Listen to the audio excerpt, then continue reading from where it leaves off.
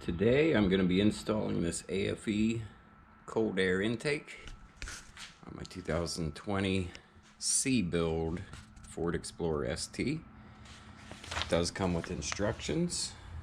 Look at that. First thing you do is take off the strut tower bar. So there are two 13mm bolts there, two more on the other side. And then we loosen this bolt here, 7mm, and another one right down there. Take this pipe off. Seems easy enough.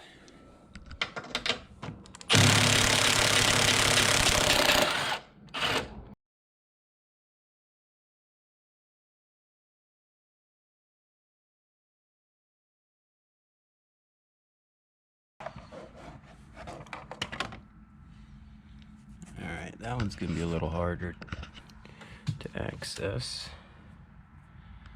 Use a ratchet on that. It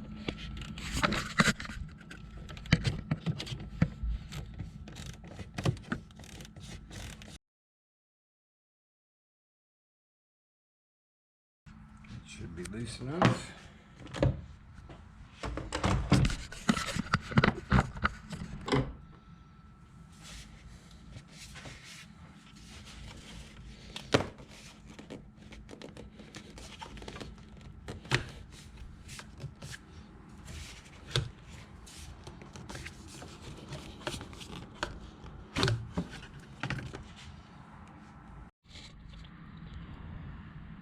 So next step is loosen the driver's side and removing plugs off of driver's side intake.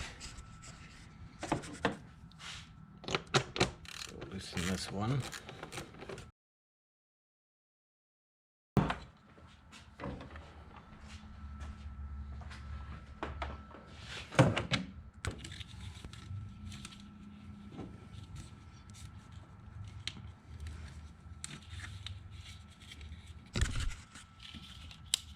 This has, push those back in so you can see it.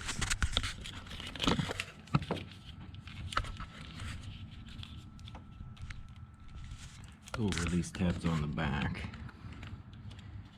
You just squeeze on both of those and this pops up and then it pulls right off. This one you just squeeze that tab right there. Comes off.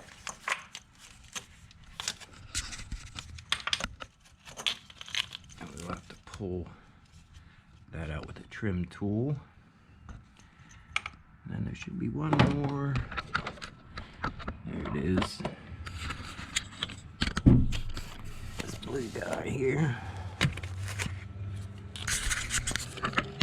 This you just push on that while you're pulling. It pops right off. Push right like there. As you're pulling, it comes right off.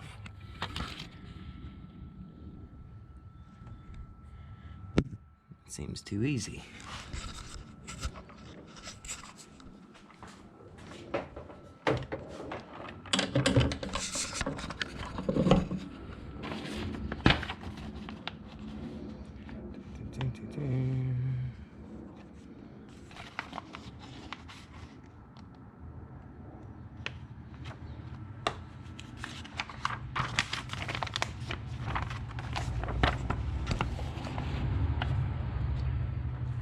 One other thing to note,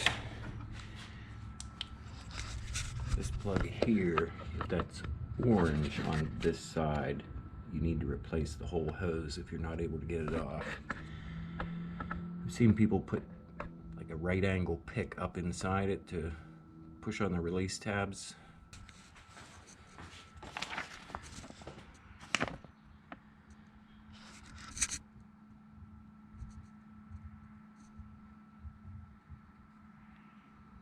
Alright, we're going to skip this step for now. We're going to go straight to taking the stock air box off. This is fairly simple. This little clamp there, another one on this side. Take that hose off passenger side real quick so we can take the top of that off.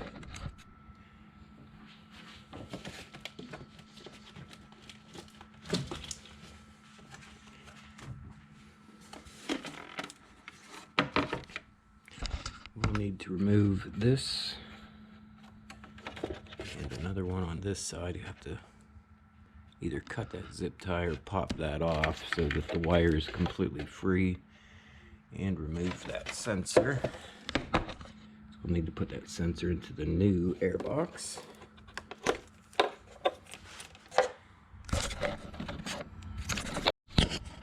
Also need to remove that from the housing. There's just a little tab on the right side there. You lift up on that and rotate it.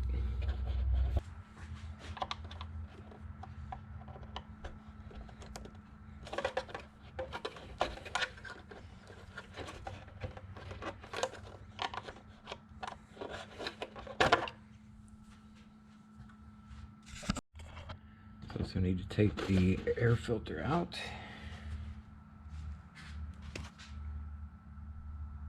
It's dirty.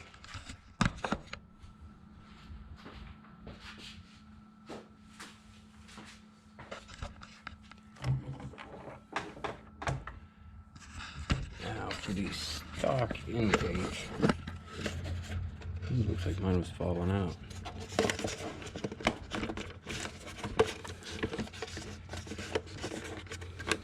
Good thing I bought this. So there'll be a tab on this side, and then down here there's a tab. You have to push that whole pipe through the housing there to get it free. And then we'll need to take this 10mm off, and then this entire stock box will lift right out.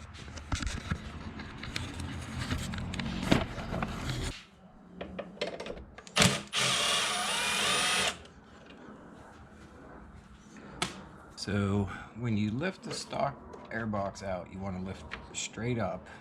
It will be tight. It'll feel like there's another bolt in it. It'll be so tight. Just want to make sure this hose is out. On this side, it doesn't get hung up on it.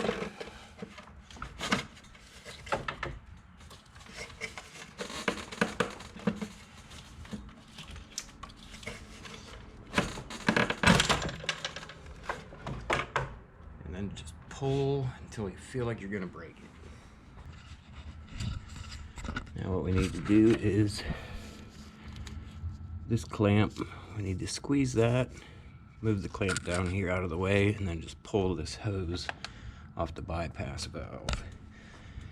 If you have I don't know if it's 2021 or 2022 models, they don't have a blow off valve, so you can skip this step.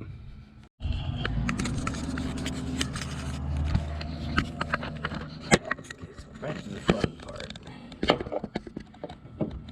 What we need to do is get a set of clamps, or if you have a special tool like I have, on that little black clamp right there.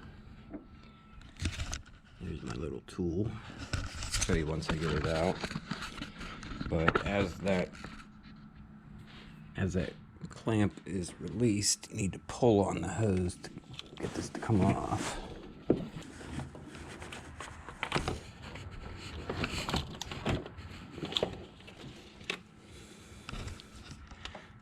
It slid off. So I can release my tool now.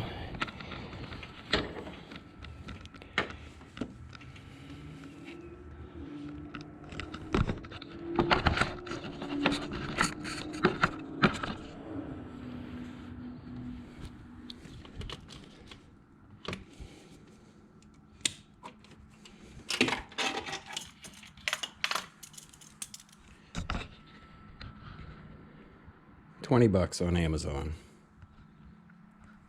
Lifesaver.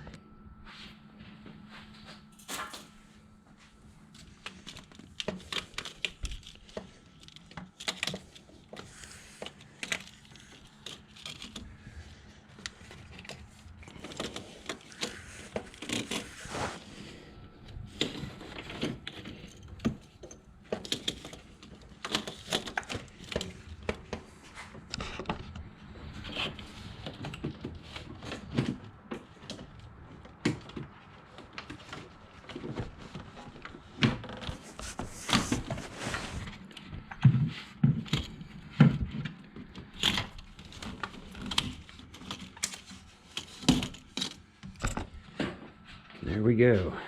Driver's side intake completely out. That actually wasn't nearly as bad as what I was expecting. So with the intake out, it's much easier to see. These are the two pieces that you need to squeeze to loosen that. So since it's off the car, these are further apart than they typically would be when it's on. But you can see those hooks. Once you get them hooked on like that, just squeeze. Turn it over so you can see it. If you don't have one of these tools, they're the best thing in the world. And then it holds it. As far as you squeeze it, it'll hold. So you can do it with one hand, not have to try to do it with pliers. Probably the best 20 bucks I ever spent in my life. So if you aren't doing vent to atmosphere, you want to take this passenger side AFE pipe and put the stock blow-off valve hose onto it. If you're gonna vent to atmosphere, have that cool psh psh sound, just put a chair cap on this end of it and then clamp it so that that can't pull any outside air through it. But I'm gonna leave mine stock, so I'll put that hose back on. Just when you take it off the stock hose, just pay attention to the angle that it's on so that it'll still fit the correct way, and then put it onto the new pipe, exact same angle, and you should be good. So we need to remove this from the stock air box. We're gonna move that to the new one.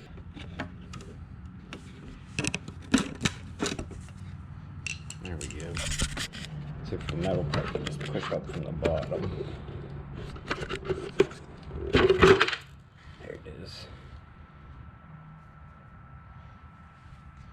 And then that rubber drum should squeeze it out.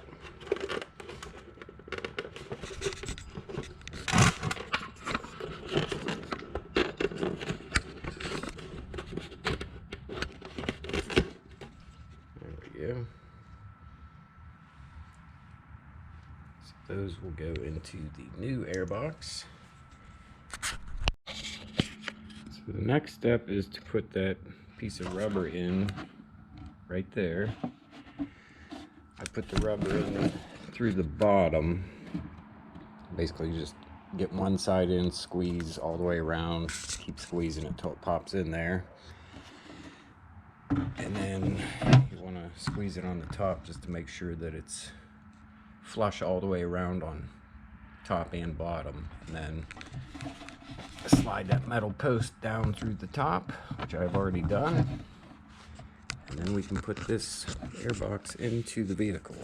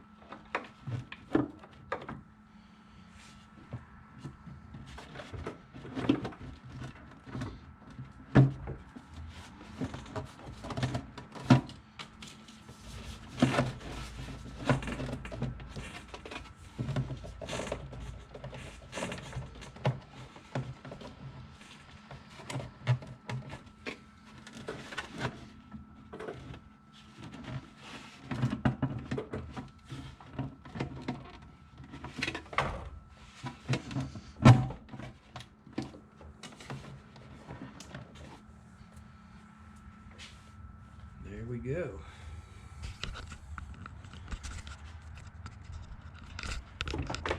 So when you're putting it in, make sure that pipe there, the cold air intake, make sure that's all the way in, and then just line that hole up over that stud, and then just push down till it pops. So now we'll have to put that bolt on, and then we can start putting the hoses on.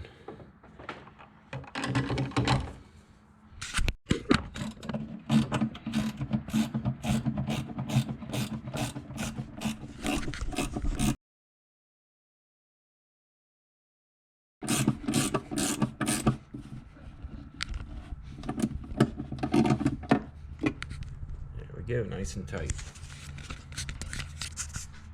Look how pretty. Alright, next we're going to put the 2 filters into the housing.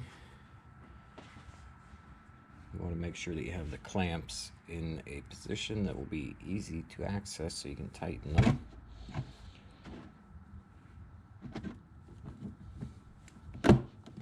Just push in on those until they pop into the housing. Make sure it's flush all the way around so it has a good secure connection in there. Do that with the other side.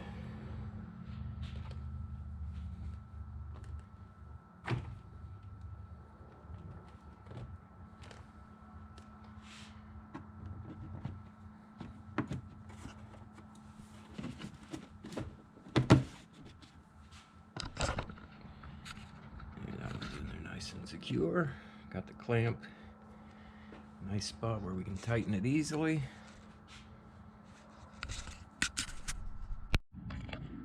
So there is some assembly required on the new intake. For the air intake sensor, this is where that'll go. There's a rubber grommet that comes with the kit. We need to put that in there.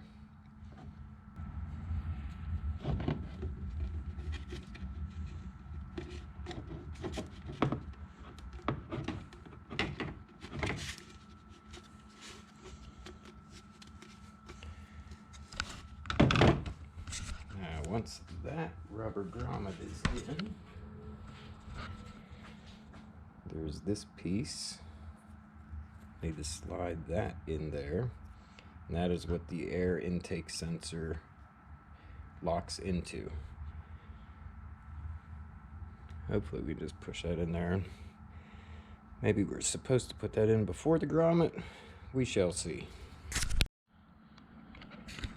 So the first time I pushed this plastic piece in, the rubber grommet got pushed through the entire housing. So I tried putting the grommet on it and then putting the whole thing in together. That didn't work.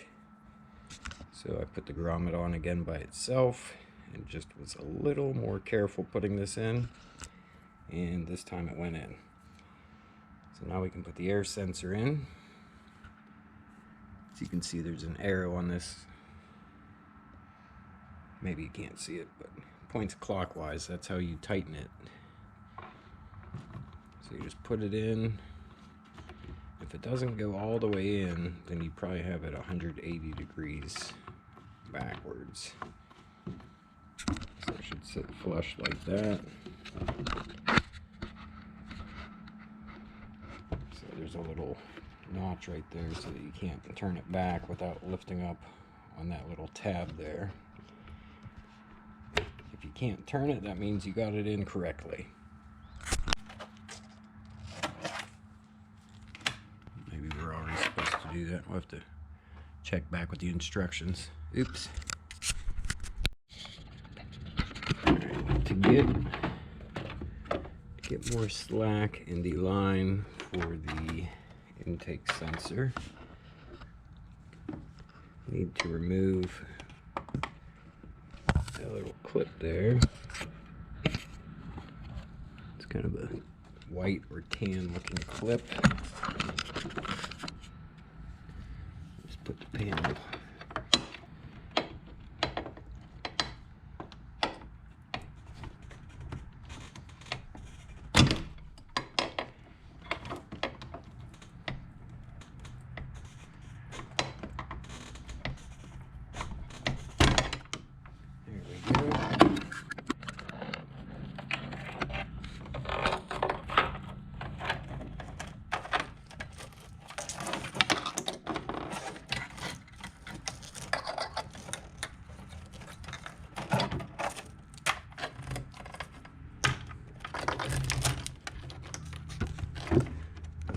another one right there. I don't think we'll have to pop that one out.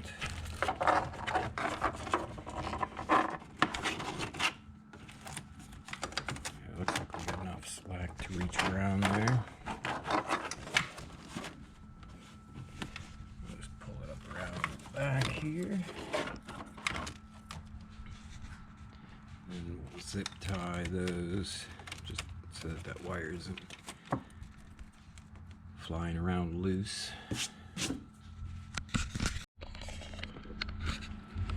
So clamps are tight, all three on this side. So a couple more things you have to assemble on the pipe before putting it into the vehicle. Take this rubber grommet, put it in there, and then put this inside of there, just like the directions show. And then these two, whatever the heck they are, need to screw them into there and there. And then we will be ready to put the pipe in. So I would say the worst of it is getting that coupler and the pipe onto the coupler. First I tried putting the coupler on the intake pipe and sliding that whole thing in. Couldn't get it on. So I ended up putting the coupler on to the turbo inlet first, tightening down the clamp on the turbo side, and then sliding the intake pipe into the coupler and then tightening that. Might be easier with a second set of hands, but there's really not a lot of space to work down there, so just keep trying until you get it on there. But now we'll hook up the rest of these, start it up, and see if we get any codes. Alright, intake is in. All the clamps are clamped down. Overall, pretty easy install. The only really tricky part was getting the pipe on the driver's side turbo. And I did that by getting the coupler on first, tightening the turbo side clamp, and then just kind of playing with the pipe until it finally slid on. But really, that was about the only difficult part of the whole thing. So let's start it up and see if we have any engine codes.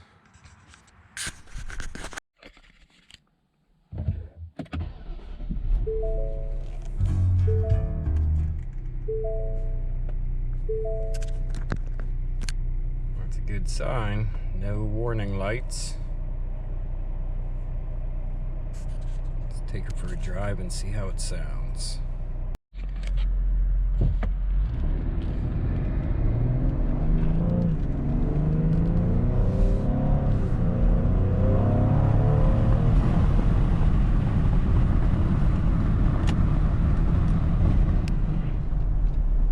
I don't know if it shows up on camera, but you can hear a little bit more of intake sound, so it definitely is a little bit louder than the stock intake.